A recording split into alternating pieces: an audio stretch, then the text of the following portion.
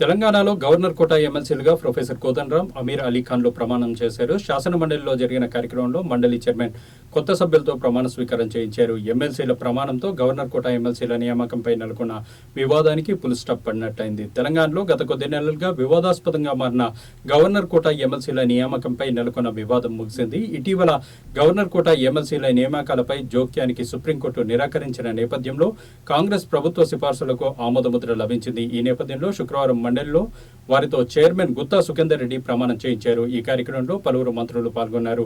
మరోవైపు శాసనసభ ఎన్నికల సందర్భంగా కుదిరిన ఒప్పందం మేరకు కోదండరాం నేతృత్వంలోని పార్టీకి కాంగ్రెస్ పార్టీ నామినేటెడ్ పదవుల్లో కూడా ప్రాధాన్యత ఇస్తుందని భావిస్తున్నారు.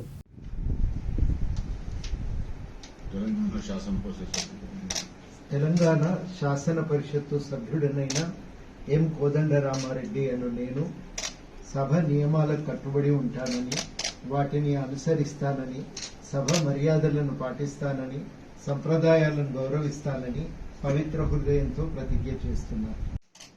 मैं आमिर अली खान, जिसे कानून साज असेंबली का रुकन नामजद किया गया है, अल्लाह के नाम से हलफ लेता हूँ कि मैं कानून की रौ से राइज दस्तूर हिंद का वफादार और फर्माबरदार रहूँगा, हिंदुस्तान के इक़्तिदार आला और इसकी सालमियत को बरकरार रखूँगा और इस फर्ज मनसबी को जो मुझे तफवीज़ किया जाने वाला है पूरी दयानतदारी से अंजाम दूँगा।